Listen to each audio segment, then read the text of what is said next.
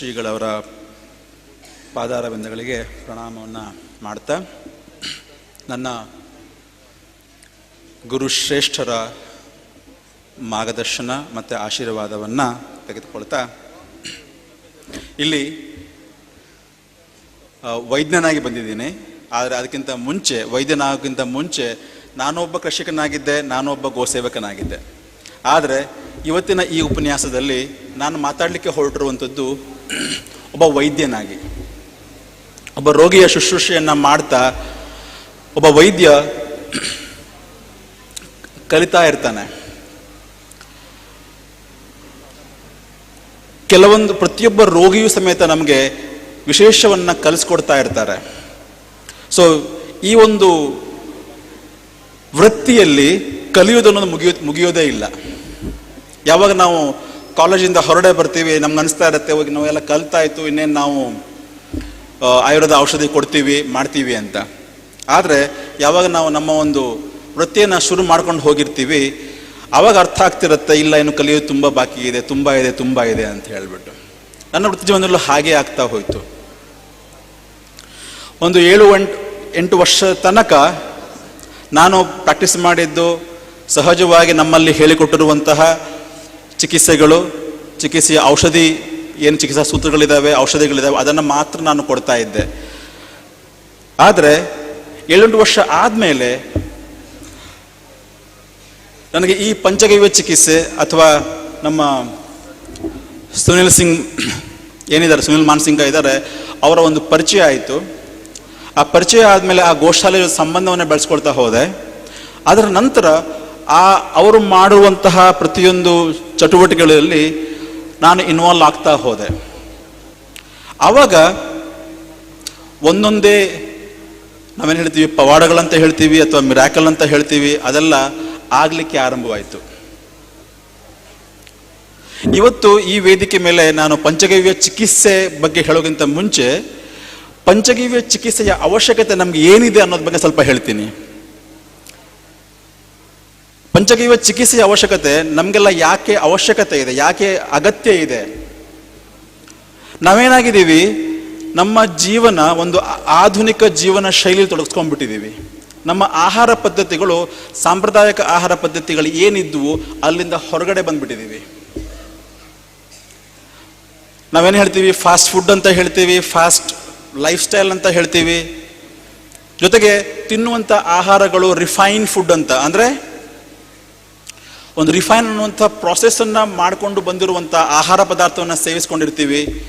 Processed ಫುಡ್ಡನ್ನು ತಗೋತೀವಿ, ಅಂದರೆ ಕೆಮಿಕಲ್ ಹಾಕಿ, ರಾಸಾಯನಿಕಗಳನ್ನು ಹಾಕಿ ಪ್ರೊಸೆಸ್ ಮಾಡಿರುವಂಥ ಆಹಾರಗಳನ್ನ ತಗೊಳ್ತಾ ಇರ್ತೀವಿ.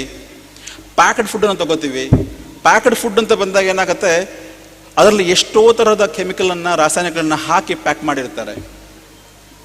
ಇವಾಗ ಎಷ್ಟರ ಮಟ್ಟಿಗಿದೆ ಅಂತ ಹೇಳಿದರೆ, ನಮಗೆ ಸಿಗುವಂತಹ ಒಂದೊಂದು ತರಕಾರಿಗಳು, ಒಂದೊಂದು ಹಣ್ಣುಗಳು ಸಮೇತ ಎಷ್ಟೋ ರೀತಿಯ ರಾಸಾಯನಿಕ ಪ್ರಕ್ರಿಯೆಯನ್ನು ಮುಗಿಸ್ಕೊಂಡು ಹೊರಡೆ ಬಂದಿರುತ್ತೆ. ಸೊ ಅಷ್ಟು ರಾಸಾಯನಿಕಗಳು, ಅಷ್ಟು ಕೆಮಿಕಲ್ಸ್ಗಳು ನಮ್ಮ ದೇಹಕ್ಕೆ ಹೋಗ್ತಾ ಇರ್ತವೆ.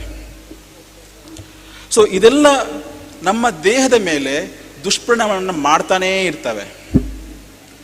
ಸೊ ಈ ಥರ ದುಷ್ಪರಿಣಾಮಗಳು ಆಗ್ತಾ ಇರಬೇಕಾದ್ರೆ ಅದರಿಂದ ಹೊರಗಡೆ ಬರಲಿಕ್ಕೆ ಅಥವಾ ಅದರಿಂದ ಆಗಿರುವಂತಹ ಅನಾನುಕೂಲಗಳನ್ನು ತೆಗೆದುಕೊಳ್ಳಲಿಕ್ಕೆ ಅಥವಾ ಅದರ ಏನು ಋಣಾತ್ಮಕ ಅದರದ್ದು ಇಫೆಕ್ಟ್ ಇದೆ, ಪ್ರಭಾವಗಳಿದ್ದಾವೆ, ಅದರಿಂದ ಹೊರಗಡೆ ಬರಲಿಕ್ಕೆ ನನಗೆ ಅನಿಸಿದ್ದು ಒಳ್ಳೆಯ ಒಂದು ಸಾಧನ ಅಂತ ಹೇಳಿದರೆ ಈ ಪಂಚಗವ್ಯ ಚಿಕಿತ್ಸೆ ಅಥವಾ ಪಂಚಗವ್ಯ. ನಿನ್ನೆಯಿಂದ ಸುಮಾರು ವೈದ್ಯರು, ವಿಜ್ಞಾನಿಗಳು ನನಗೆ ಪಂಚಗವ್ಯದ ಬಗ್ಗೆ ಹೇಳಿದ್ದಾರೆ. ಸೊ ಹಾಗಾಗಿ ಹೆಚ್ಚು ಪಂಚಗವ್ಯದ ಬಗ್ಗೆ ನಾನು ಹೇಳಲಿಕ್ಕೆ ಹೋಗೋದಿಲ್ಲ. ಆದರೆ ಈ ಪಂಚಗವ್ಯ ಆಧಾರಿತ ಚಿಕಿತ್ಸೆಯಿಂದ ನಾವು ಏನೇನು ಯಾವ್ಯಾವ ಥರದ ಲಾಭವನ್ನು ಪಡ್ಕೋಬೋದು ಅನ್ನೋದನ್ನು ಕೆಲವೊಂದು ನನ್ನ ಒಂದು ವೃತ್ತಿಯಲ್ಲಿ ಆಗಿರುವಂತಹ ಅನುಭವಗಳ ಮುಖಾಂತರ ಹೇಳ್ಕೊತೀನಿ. ಒಂದು 4 ವರ್ಷದ ಹಿಂದೆ ನನ್ನ ಹತ್ರ ಒಬ್ಬರು ಪೇಷಂಟ್ ಬರ್ತಾರೆ. ಅಪ್ರಾಕ್ಸಿಮೇಟ್ಲಿ ಒಂದು 30-32 ವರ್ಷದ ವ್ಯಕ್ತಿ. ಅವರಿಗೆ ಈ ಕತ್ತಿನ ಭಾಗ ಸಹಜವಾಗಿ ನಿಲ್ತಾ ಇರಲಿಲ್ಲ. ಅಂದರೆ ಕತ್ತಿನ ಮಾಂಸಪೇಶಿಗಳು ಒಂದು ಕಡೆ ಕತ್ತನ್ನು ಹೀಗೆ ಎಳಿತಾ ಇದ್ವು. ಅದಕ್ಕೆ ಸರ್ವೈಕಲ್ ಡಿಸ್ಮೆನ್ಷಿಯಾ ಅಂತ ಹೇಳ್ತಾರೆ. ಅಂದರೆ ಕತ್ತಿನ ಮಾಂಸಪೇಶಿಗಳು ಮತ್ತು ಅದರ ನರಗಳು ಅದನ್ನು ಸರಿಯಾದ ರೀತಿಯಲ್ಲಿ ಹಿಡಿದುಕೊಳ್ಳಲಿಕ್ಕೆ ಸಶಕ್ತವಾಗಿರೋದಿಲ್ಲ. ಆ ವ್ಯಕ್ತಿ ಎಷ್ಟೋ ಕಡೆಗೆ ಎಷ್ಟೋ ವೈದ್ಯರನ್ನ ತೋರಿಸ್ಕೊಂಡು ಬಂದಿದ್ರು. ನನ್ನ ಹತ್ರ ಬಂದಾಗ ನಾನು ಫಸ್ಟ್ ಹೇಳಿದ್ದವರಿಗೆ, ನೀವು ಕುಡಿತಾ ಇರುವಂಥ ಹಾಲನ್ನು ನಿಲ್ಲಿಸಿ, ನೀವು ತುಪ್ಪವನ್ನು ನಿಲ್ಲಿಸಿ ಅಂತ. ಮತ್ತು ಇದೇ ಹಾಲನ್ನು ನಮ್ಮ ಏನು ದೇಶೀಯ ತಳಿಯ ಹಸು ಇದೆ ಆ ಹಾಲು ಮತ್ತು ಆ ತುಪ್ಪ ಜೊತೆಗೆ ಆರಂಭಿಸಲಿಕ್ಕೆ ಹೇಳಿದೆ. ಜೊತೆಗೆ ಆಯುರ್ವೇದ ಔಷಧಿಗಳು, ಆಯುರ್ವೇದದ ಚಿಕಿತ್ಸೆಗಳು, ನಾವೇನು ಪಂಚಕರ್ಮ ಅಂತ ಹೇಳ್ತೀವಿ ಅಥವಾ ಬೇರೆ ಉಪಕರ್ಮ ಅಂತ ಹೇಳ್ತೀವಿ, ಅವೆಲ್ಲ ಆರಂಭಿಸಿದ್ವಿ. ಆದರೆ ಈ ಎಲ್ಲ ಚಿಕಿತ್ಸೆಗಳನ್ನು ಆ ವ್ಯಕ್ತಿ ನನ್ನ ಹತ್ರ ಬರೋದಕ್ಕಿಂತ ಮುಂಚೆನೇ ಮಾಡಿಕೊಂಡು ಬಂದಿದ್ರು. ಆದರೆ ಇದೇ ಚಿಕಿತ್ಸೆ ಜೊತೆಗೆ ನಾನು ಯಾವಾಗ ಅವರಿಗೆ ಈ ಗೋ ಆಧಾರಿತ ಬರೀ ಹಾಲು ಮತ್ತು ತುಪ್ಪವನ್ನು ಮಾತ್ರ ಸೇವನೆ ಮಾಡಲಿಕ್ಕೆ ಹೇಳಿದೆ, ನನಗಲ್ಲಿ ವಿದಿನ್ 1 year ಅಂದರೆ 1 ವರ್ಷದ ಒಳಗಡೆಗೆ ನನಗೆ ರಿಸಲ್ಟ್ ಸಿಕ್ಕಿದೆ. ಅಂದರೆ ವ್ಯಕ್ತಿ ಸಹಜವಾಗಿ ದೃಢವಾಗ್ತಾ ಹೋಗಿದ್ದಾನೆ. ನಿಮಗೆ ಆಶ್ಚರ್ಯ ಅನಿಸ್ಬೋದು, ನಾನು ಎಷ್ಟೋ ನನ್ನ ಬೆಂಗಳೂರಲ್ಲಿ ಹಾಲು ಸಿಗೋದು ಕಷ್ಟ. ಯಾವುದು ನಾವು ಬೆಳಗ್ಗೆಯಿಂದ A2 ಮಿಲ್ಕ್ A1 ಮಿಲ್ಕ್ ಅಂತ ಹೇಳ್ತಾ ಇದ್ದೀವಿ, ಆ ಥರದಲ್ಲಿ A2 ಮಿಲ್ಕ್ ಸಿಗೋದು ತುಂಬ ಕಷ್ಟ. ಆದರೂ ಕೆಲವೊಂದು ಸಂಘಟನೆಗಳು A2 ಹಾಲನ್ನು ಕೊಡಲಿಕ್ಕೆ ಅಥವಾ ಕೆಲವೊಬ್ಬ ಕೃಷಿಕರಿಗೆ ಸಹಾಯ ಮಾಡಿಬಿಟ್ಟು ಅದನ್ನು ತರಿಸ್ಕೊಡ್ಲಿಕ್ಕೆ ತರಿಸ್ಕೊಡ್ತಾ ಇದ್ದಾವೆ. ಅಂಥದ್ರಲ್ಲಿ ಕೆಲವೊಂದು ಪೇಷಂಟ್ಗಳಿಗೆ ನಾನು ಕೆಲವೊಂದು ಸಿಂಪಲ್ ಆಗಿರ್ಬೋದು, ನಾವೇನು ಹೇಳ್ತೀವಿ ಕಾಮನ್ ಕೋಲ್ಡ್ ಆ್ಯಂಡ್ ಕಾಫ್ ಅಂತ ಹೇಳ್ತೀವಿ, ಅಥವಾ ಕೆಲವೊಂದು ಜ್ವರಗಳು ಮತ್ತೆ ಮತ್ತೆ ಬರ್ತಾ ಇರ್ತವೆ, ಚಿಕ್ಕ ಮಕ್ಕಳಲ್ಲಿ ಇಮ್ಯುನಿಟಿ ಇರಲ್ಲ, ಇಂಥದ್ದೆಲ್ಲ ಕೇಸ್ಗಳಿಗೆ ನಾನು ಬದಲಾವಣೆ ಮಾಡ್ತಾ ಇರೋದು ಒಂದೇ ಒಂದು, ಹಾಲನ್ನು ಬದಲಾವಣೆ ಮಾಡ್ತಾ ಇದ್ದೀನಿ. ಬರೀ ನಾನು ಹೇಳ್ತಾ ಇರೋದು ಅವರಿಗೆ ಹಾಲನ್ನು ಬದಲಾವಣೆ ಮಾಡಿ ನಾಟಿ ಹಸು ಹಾಲನ್ನ ಸ್ಟಾರ್ಟ್ ಮಾಡಿ ಅಂತ ಹೇಳಿಬಿಟ್ಟು ಅಮೇಝಿಂಗ್ ರಿಸಲ್ಟ್. ಅಂದರೆ ನಾವು ಹೇಳಲಿಕ್ಕೆ ಆಗಲ್ಲ, ಎಷ್ಟೋ ರೋಗಿಗಳಿಗೆ ನಾನು ಔಷಧಿನೇ ಕೊಡ್ತಾ ಇಲ್ಲ, ಬರೀ ಈ ಹಾಲನ್ನು ತಗೊಳ್ಳಿ, ಈ ತುಪ್ಪವನ್ನು ತಗೊಳ್ಳಿ ಅಂತ ಅಡ್ವೈಸ್ ಮಾಡ್ತಾ ಇದ್ದೀನಿ. ಅದನ್ನು ಬಿಟ್ಟು ಯಾವಾಗ ನಾಗ್ಪುರದ ಗೋವಿಜ್ಞಾನ ಅನುಸಂಧಾನ ಕೇಂದ್ರ ಜೊತೆಗೆ ನಮ್ಮ ಚಟುವಟಿಕೆ ಆರಂಭವಾಯಿತು, ಅಲ್ಲಿ ಉತ್ಪನ್ನವಾಗಿರುವಂಥ ಪಂಚಗವ್ಯ ಘೃತ, ಪಂಚತಿಕ್ತ ಘೃತ, ಅರ್ಜುನ ಘೃತ, ಅಷ್ಟಮಂಗಲ ಘೃತ, ಈ ಥರದ ಘೃತಗಳನ್ನು ತರಿಸ್ಕೊಂಡು ನನ್ನ ಒಂದು ವೃತ್ತಿಯಲ್ಲಿ ತೊಡಸ್ಕೊಂಡೆ. ಪಂಚಗವ್ಯ ಘೃತ ನಾನು ಉಪಯೋಗಿಸ್ತಾ ಇರುವಂಥದ್ದು 2 ಮುಖ್ಯವಾದ ರೋಗಗಳಲ್ಲಿ. ಒಂದು ಬಂದುಬಿಟ್ಟು ನೀವು ಕೇಳಿರ್ಬೋದು ಆಸ್ಟಿಯೋಪೋರೋಸಿಸ್, ಅಂದರೆ ನಮ್ಮ ಮೂಳೆ ತನ್ನ ಶಕ್ತಿಯನ್ನು ಸಂಪೂರ್ಣವಾಗಿ ತೆಗೆದುಕೊಳ್ಳುತ್ತೆ, ಅಂದರೆ ಪುಡಿಯಾಗ್ತಾ ಇರುತ್ತೆ. ಏನು ಹೇಳ್ತೀವಿ ನಾವು, ಬೋನ್ ಸ್ಟ್ರೆಂತ್ ಏನಿರುತ್ತೆ ಅದು ತುಂಬಾ ಕಮ್ಮಿ ಆಗಿರುತ್ತೆ. ಎಷ್ಟರ ಮಟ್ಟಿಗೆ ಅಂತ ಹೇಳಿದರೆ, ಕೆಲವೊಬ್ಬ ವ್ಯಕ್ತಿಗಳು, ಪೇಷಂಟ್ಗಳು ಹೀಗೆ ಕೈ ಇಟ್ಟು ಮೇಲ್ಗಡೆ ಏಳಬೇಕಾದ್ರೆ ಅವರಿಗೆ ಆ ಮೂಳೆ ಮುರಿಯುವ ಒಂದು ಚಾನ್ಸಸ್ ಇರುತ್ತೆ. ಅಂಥ ಪೇಷಂಟಲ್ಲಿ ನಾನು ಇಲ್ಲಿವರೆಗೆ ಈ 7 ವರ್ಷದಲ್ಲಿ ಒಂದು ಎಕ್ಸ್ಟ್ರೀಮ್ ಕಂಡೀಷನ್, ಅಂದರೆ ಹೈ ರಿಸ್ಕ್ ಇರುವಂತಹ ಆಸ್ಟಿಯೋಪೋರೋಸಿಸ್ ಪೇಷಂಟಲ್ಲಿ ಬರೀ ಪಂಚಗವ್ಯ ಘೃತವನ್ನು ಕೊಡಲಿಕ್ಕೆ ಸ್ಟಾರ್ಟ್ ಮಾಡಿದೆ. ಇವತ್ತಿಗೆ ಆಲ್ಮೋಸ್ಟ್ ಒಂದು 4ರಿಂದ 5 ವರ್ಷದಲ್ಲಿ ನಾನು ಮಾಡಿರೋದು ಮೋರ್ ದ್ಯಾನ್ 15 ಕೇಸಸ್, ಎಕ್ಸ್ಟ್ರೀಮ್ ಇರುವಂಥದ್ದು. ಅಷ್ಟು ಕೇಸಲ್ಲೂ ಸಮೇತ ಒಳ್ಳೆಯ ಒಂದು ಗುಣ ಕಂಡಿದೆ. ಅವರು ಸುಖವಾಗಿ ಆರಾಮವಾಗಿ ಜೀವನ ಮಾಡ್ತಿದ್ದಾರೆ. ಇದೇ ಪಂಚಗವ್ಯ ಘೃತವನ್ನು ಕೆಲವೊಂದು ಮೆದುಳಿನ ಸಂಬಂಧಿತ ಕೆಲವೊಂದು ರೋಗಗಳಿಗೆ ಕೊಡ್ತಾ ಇದ್ದೀನಿ, ಅದು ಸಮೇತ ತುಂಬ ಒಳ್ಳೆ ರಿಸಲ್ಟನ್ನು ಕೊಡ್ತಾ ಇದೆ. ಹಾಗೆ ಅಷ್ಟಮಂಗಲ ಘೃತ, ಇಲ್ಲಿ ವೈದ್ಯರು ತುಂಬ ಕಮ್ಮಿ ಇರ್ಬೋದು, ಆದರೆ ನಿಮಗೆಲ್ಲ ಇತ್ತೀಚೆಗೆ ಎಲ್ಲ ಆಯುರ್ವೇದ ಕ್ಲಿನಿಕ್ಗಳಲ್ಲಿ ಸ್ವರ್ಣಪ್ರಾಶನ ಅಂತ ಮಾಡಿಸ್ತಾರಲ್ವ. ಸ್ವರ್ಣಪ್ರಾಶನ ಅಂತ ಹೇಳಿಬಿಟ್ಟು ತಿಂಗಳಿಗೆ 1 ಸಲ ಡ್ರಾಪ್ಸ್ ಹಾಕ್ತಾರೆ ಅಲ್ವಾ. ಸೊ ಮುಖ್ಯವಾಗಿ ಅದರಲ್ಲಿ ಉಪಯೋಗಿಸುವಂಥದ್ದು ಅಷ್ಟಮಂಗಲ ಘೃತ. ಇದೇ ಅಷ್ಟಮಂಗಲ ಘೃತವನ್ನು ಮಕ್ಕಳಿಗೆ ಪ್ರತಿದಿನ ಕೊಡ್ತಾ ಹೋದರೆ ಅವರಲ್ಲಿ ಸಹಜವಾದ ಏನು ಹೇಳ್ತೀವಿ ನಾವು, ಬೆಳವಣಿಗೆಗಳು, ಬುದ್ಧಿ ಇರ್ಬೋದು, ಅವರ ಶಾರೀರಿಕ ಬೆಳವಣಿಗೆ ಇರ್ಬೋದು, ಜೊತೆಗೆ ಬೋನ್ ಸ್ಟ್ರೆಂತ್ ಅಂತ ಏನು ಹೇಳ್ತೀವಿ, ತುಂಬ ಸಹಜವಾಗಿ ಆಗುತ್ತೆ. ನನ್ನಲ್ಲಿ ಬರುವಂತಹ ಪ್ರತಿಯೊಂದು ಚಿಕ್ಕ ಮಕ್ಕಳಿಗೂ ನಾನು ಅಷ್ಟಮಂಗಲ ಘೃತವನ್ನು ಡೈಲಿ ತೊಗೊಳಕ್ಕೆ ಹೇಳ್ತಾ ಇರ್ತೀನಿ. ಯಾಕಂದರೆ ನಿಮ್ಗೆ ಗೊತ್ತಿರ್ಬೋದು, ಬೆಂಗಳೂರು ಅಂತ ಸಿಟಿಯಲ್ಲಿ ಇಮ್ಯುನಿಟಿ ತುಂಬ ಕಮ್ಮಿ ಇರುತ್ತೆ. ಬರೀ ಹೋಟೆಲ್ ಫುಡ್ಗಳು, ಫಾಸ್ಟ್ ಫುಡ್ಗಳು, ಜೊತೆಗೆ ಆ ಪೊಲ್ಯೂಷನ್ ಇರುವಂತಹ ವಾತಾವರಣದಲ್ಲಿ ಬೆಳೆದುಬಿಟ್ಟು ಇಮ್ಯುನಿಟಿ ತುಂಬ ಕಮ್ಮಿ ಇರುತ್ತೆ. ಚಿಕ್ಕ ಚಿಕ್ಕ ಮಕ್ಕಳಲ್ಲೇ ಅಸ್ತಮಾ ಅನ್ನುವಂಥ ಕಾಯಿಲೆಗಳು ತುಂಬ ಬರ್ತಾ ಇರ್ತವೆ. ಕೋಲ್ಡ್ ಕಾಫ್ ಅಂತೂ ಕಾಮನ್ ಆಗಿರ್ತವೆ. ಅಂಥದ್ರಲ್ಲಿ ಈ ಅಷ್ಟಮಂಗಲ ವ್ರತ ಒಂದೇ ಅದ್ಭುತವಾದ ಕೆಲಸವನ್ನು ಮಾಡ್ತಾ ಇರುತ್ತೆ. ನಿನ್ನೆಯಿಂದ ನೀವು ಕೇಳಿದ್ದೀರಾ ಗೋಮೂತ್ರ ಅರ್ಕ ಕ್ಯಾನ್ಸರ್ ಮೇಲೆ ಕೆಲಸ ಮಾಡುತ್ತೆ, ಗೋಮೂತ್ರ ಅರ್ಕ ಯಾವುದೋ ದೊಡ್ಡ ದೊಡ್ಡ ರೋಗಗಳಿಗೆ ಕೆಲಸ ಮಾಡುತ್ತೆ ಅಂತ. ಆದರೆ ಪಂಚಗವ್ಯ ಚಿಕಿತ್ಸೆ ಇರುವಂಥದ್ದು ಬರೀ ಕ್ಯಾನ್ಸರ್ಗಳಿಗೆ ಮಾತ್ರ ಅಲ್ಲ, ಬರೀ ದೊಡ್ಡ ದೊಡ್ಡ ರೋಗಗಳಿಗೆ ಮಾತ್ರ ಅಲ್ಲ. ಈ ಪಂಚಗವ್ಯ ಚಿಕಿತ್ಸೆಯನ್ನು ಚಿಕ್ಕ ಚಿಕ್ಕ ರೋಗಗಳಿಗೆ ಅಥವಾ ಸಹಜವಾಗಿ ಬರುವಂಥ ರೋಗಗಳಿಗೆ ಸಮೇತ ಉಪಯೋಗಿಸ್ಕೊಂಡ್ರೆ ಅದರಿಂದ ತುಂಬಾ ಲಾಭ ಇದೆ. ಪಂಚತಿಕ್ತ ಘೃತ ಅಂತ ಏನಿದೆ ಅದನ್ನು ನಮ್ಮದ್ರಲ್ಲಿ ನಾವು ಯೂಸ್ ಮಾಡ್ತಾ ಇರೋದು ನಮ್ಮ ಪಂಚಕರ್ಮ ಚಿಕಿತ್ಸೆಗೆ ಅಥವಾ ಯಾವುದೇ ರೀತಿಯ ಚರ್ಮ ರೋಗದ ಯಾವುದೇ ಒಂದು ರೋಗಗಳಿಗೆ ಅದ್ಭುತವಾಗಿ ಕೆಲಸ ಮಾಡ್ತಾ ಇರುತ್ತೆ. ಆದರೆ ಇಲ್ಲಿ ಒಂದೇ ಒಂದು ಹೇಳ್ತೀನಿ, ಯಾವುದೇ ಪಂಚಗವ್ಯದ ಔಷಧಿಗಳು ಉಪಯೋಗಿಸಬೇಕಾದ್ರೆ ಆ ಪಂಚಗವ್ಯದ ಔಷಧಿಗಳು ಸರಿಯಾದ ರೀತಿಯಲ್ಲಿ ಉತ್ಪಾದಿಸಲ್ಪಟ್ಟಿರಬೇಕು. ಅಂದರೆ ಪ್ರೊಡಕ್ಷನ್ ಸರಿಯಾಗಿ ಮಾಡಿರಬೇಕು. ಅದರಲ್ಲಿ ಇರುವಂಥ ಇಂಗ್ರೀಡಿಯೆಂಟ್ಸ್ ಏನಿರುತ್ತೆ ಅದೆಲ್ಲ ಸರಿಯಾಗಿ ಹಾಕಿರಬೇಕು. ಜೊತೆಗೆ ಸರಿಯಾದ ರೀತಿಯಲ್ಲಿ ಅದನ್ನು ತಯಾರು ಮಾಡಿರಬೇಕು. ನಾನು ಇಲ್ಲಿವರೆಗೆ ಉಪಯೋಗಿಸ್ತಿರುವಂತಹ ಏನು ಪಂಚಗವ್ಯ ಆಧಾರಿತ ಉತ್ಪನ್ನಗಳಿದ್ದಾವೆ ಅಥವಾ ಗೋ ಉತ್ಪನ್ನಗಳಿದ್ದಾವೆ, ಅದು ನಾಗ್ಪುರದ ಗೋವಿಜ್ಞಾನ ಅನುಸಂಧಾನ ಕೇಂದ್ರದ್ದೇನೆ, ಬೇರೆ ಯಾವುದು ಉಪಯೋಗಿಸ್ತಾ ಇಲ್ಲ. ಇವನ್ ಗೋ ಅರ್ಕ ಸಮೇತ ನಾನು ಕೊಡ್ತಾ ಇರೋದು ಕ್ಯಾನ್ಸರಲ್ಲಿ ಮಾತ್ರ ಅಲ್ಲ.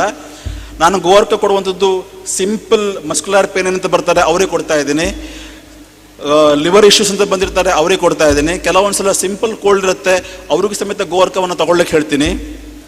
ನ್ಯೂರೋಮಸ್ಕ್ಯುಲರ್ ಡಿಸಾರ್ಡರ್ ಅಂತ ಏನು ಹೇಳ್ತೀವಿ, ಸೊಂಟ ನೋವಿರುತ್ತೆ, ಕಾಲು ನೋವಿರುತ್ತೆ, ಅಥವಾ ಸ್ಪಾಂಡ್ಲೈಟಿಸ್ ಅಂತ ಏನು ಹೇಳ್ತೀವಿ, ಅದು ಬರ್ತಾರೆ. ಆ ಪೇಷಂಟ್ಗಳು ಸಮೇತ ಗೋರ್ಕವನ್ನು ನಾನು ಆರಂಭಿಸ್ತೀನಿ. ಯಾಕಂದರೆ ಈಗ ಮುಂಚಿನ ಸೆಷನಲ್ಲಿ ನಮ್ಮ ಸುನಿಲ್ ಜಿ ಹೇಳ್ತಾ ಇದ್ರು ಅದರಲ್ಲಿ ಗೋಲ್ಡ್ ಸಲ್ಫೈಡ್ ಇದೆ ಅಂತ ಹೇಳಿಬಿಟ್ಟು, ಸ್ವರ್ಣ ಕ್ಷಾರ ಅಂತ ಹೇಳ್ತೀವಿ, ಅದಿದೆ ಅಂತ ಹೇಳಿಬಿಟ್ಟು ಅದು ತುಂಬ ಇಫೆಕ್ಟಿವ್ ಆಗಿ ಕೆಲಸ ಮಾಡುತ್ತೆ.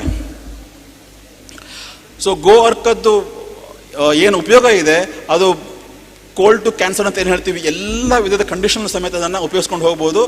ಆದರೆ ಅದಕ್ಕೆ ಪ್ರತಿಯೊಂದಕ್ಕೂ ಸಮೇತ ಒಂದು ವೈದ್ಯರ ಸಲಹೆ, ವೈದ್ಯರ ಒಂದು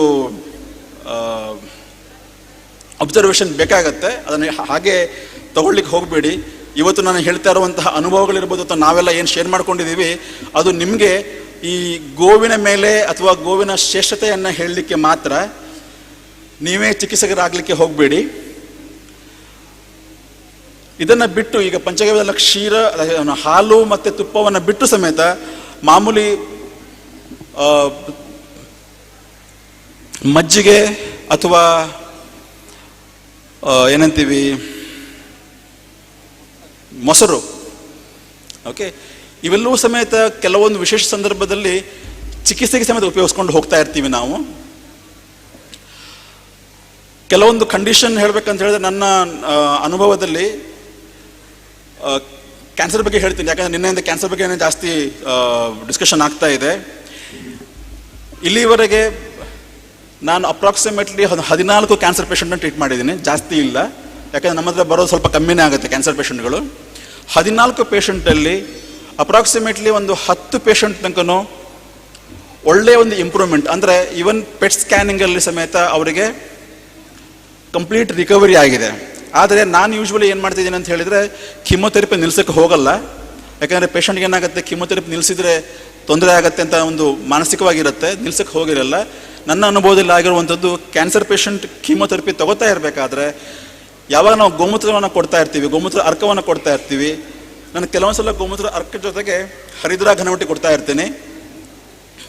ಈ ಎರಡು ಕಾಂಬಿನೇಷನ್ ಕೊಟ್ಟಾಗ ಏನಾಗ್ತಾ ಇದೆ ಅಂತ ಹೇಳಿದರೆ ಕೀಮೊಥೆರಪಿಯಲ್ಲಿ ಆಗುವಂತಹ ಏನು ಸೈಡ್ ಎಫೆಕ್ಟ್ಸ್ ಇದೆ, ಕೂದು ಉದುರೋದಾಗಿರ್ಬೋದು, ಸಣ್ಣ ಆಗೋದಾಗಿರ್ಬೋದು, ಅಥವಾ ಊಟ ತಗೊಳ್ಲಿಕ್ಕೆ ಆಗದೇ ಇರಲ್ಲ, ಕೆಲವೊಂದು ದುಷ್ಪರಿಣಾಮಗಳು ಏನಿದ್ದಾವೆ ಅವೆಲ್ಲ ಯಾವುದೂ ಸಮೇತ ಗೋ ಅರ್ಕ ತಗೋತಾ ಇರಬೇಕಾದ್ರೆ ಆಗ್ತಾ ಇರಲ್ಲ.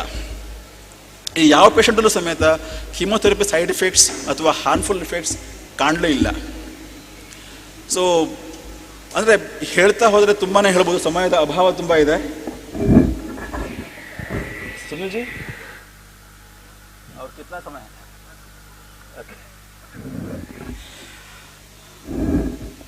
ಸಮಯದ ಅಭಾವ ಇದೆ ಇವಾಗ, ಸೊ ಕೆಲವೊಂದು ವಿಷಯಗಳನ್ನ ಮಾತ್ರ ಹೇಳಲಿಕ್ಕೆ ಆಗ್ತದೆ.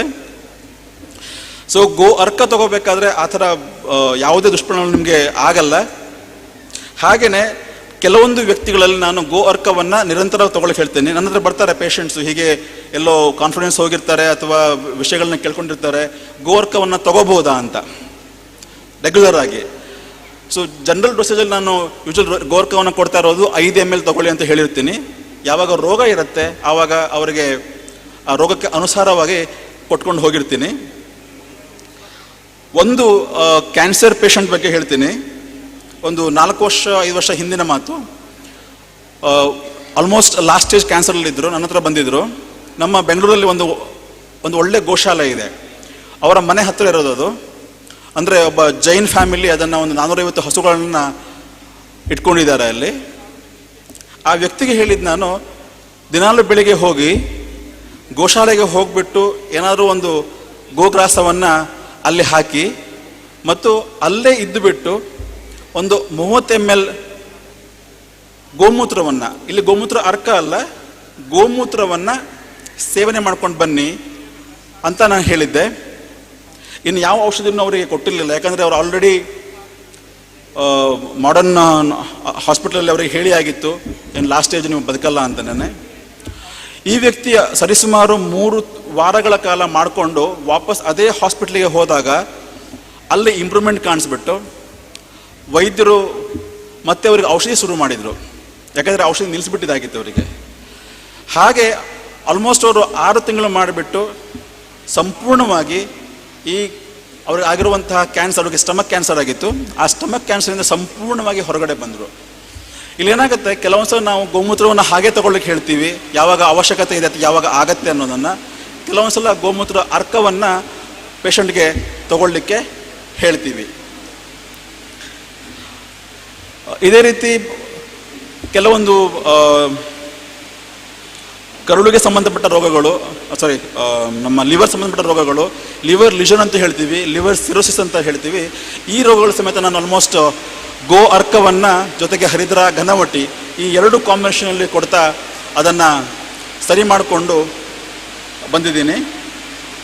ಇನ್ನೊಂದು ಮುಖ್ಯವಾಗಿ ಈ ಒಂದು ಪ್ರೆಸೆಂಟ್ ಸಿಚುವೇಷನಲ್ಲಿ ನಮಗೆ ಕಾಣಿಸ್ತಾ ಇರುವಂಥದ್ದು ಥೈರಾಯ್ಡ್ ರಿಲೇಟೆಡ್ ಪ್ರಾಬ್ಲಮ್ಸ್. ಎಲ್ಲರೂ ಹೇಳ್ತೀವಿ ನಮ್ಗೆ ಥೈರಾಯ್ಡ್ ಪ್ರಾಬ್ಲಮ್ ಇದೆ ಅಂತ ಹೇಳ್ಕೊಂಬರ್ತಾರೆ.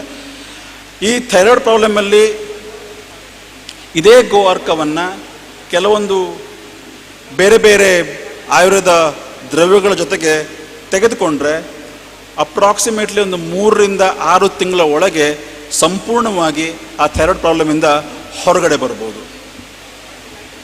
ಸೊ ಪಂಚಗವ್ಯ ಚಿಕಿತ್ಸೆ ಅನ್ನುವಂಥದ್ದು ಒಂದು ಅದ್ಭುತವಾದ ಚಿಕಿತ್ಸಾ ಪದ್ಧತಿ. ಆ ಪಂಚಗವ್ಯ ಔಷಧಿಗಳು ಅಥವಾ ಗೋ ಉತ್ಪನ್ನಗಳು ನಮ್ಮ ಹತ್ತಿರ ಇದ್ದರೆ ಪ್ರತಿಯೊಂದು ರೋಗಿಯನ್ನು ಸಹಜವಾಗಿ ಅಥವಾ ಯಾವುದೇ ರೀತಿಯ ಸೈಡ್ ಎಫೆಕ್ಟ್ಸ್ ಅಥವಾ ಯಾವುದೇ ರೀತಿಯ ತೊಂದರೆ ಇಲ್ಲದೇ ವಾಸಿ ಮಾಡಬಹುದು. ಜೊತೆಗೆ ಇದೇ ಪಂಚಗವ್ಯ ಚಿಕಿತ್ಸೆಯಿಂದ ಏನೇನು ಶರೀರಕ್ಕೆ ಮನಸ್ಸಿಗೆ ನಮ್ಮ ರಾಸಾಯನಿಕಗಳಿಂದ ಅಥವಾ ಈಗ ತಗೊಳ್ತಾ ಇರುವಂಥ ಆಹಾರ ಪದ್ಧತಿಗಳಿಂದ ಹಾನಿಯಾಗಿದೆ, ಆ ಹಾನಿಯನ್ನು ಈ ಒಂದು ಪಂಚಗವ್ಯಗಳಿಂದ ಅಥವಾ ಗೋ ಉತ್ಪನ್ನಗಳಿಂದನೇ ಸರಿ ಮಾಡ್ಕೋಬಹುದು. ಅದೆಲ್ಲದಕ್ಕೂ ವೈದ್ಯರ ಸಲಹೆ ತುಂಬಾ ಅಗತ್ಯ ಇರುತ್ತೆ. ಆ ಸಲಹೆಯನ್ನು ತಗೊಂಡು ಸರಿಯಾಗಿ ಉತ್ಪನ್ನವಾಗಿರುವಂತಹ ಪಂಚಗವ್ಯ ಉತ್ಪನ್ನಗಳನ್ನು ತೆಗೆದುಕೊಂಡು ಉಪಯೋಗಿಸಿ. ಥ್ಯಾಂಕ್ ಯು, ಧನ್ಯವಾದಗಳು. ಪಂಚಗವ್ಯ ಚಿಕಿತ್ಸೆಯಿಂದ ಆಗುವಂತಹ ಪರಿಣಾಮಗಳನ್ನು ವೈದ್ಯ ಸಂಜೀವ್ ಕುಮಾರ್ ಅವರು ತಾನು ಕಂಡುಕೊಂಡಂತಹ ಅನುಭವವನ್ನು ಹಂಚಿಕೊಂಡಿದ್ದಾರೆ.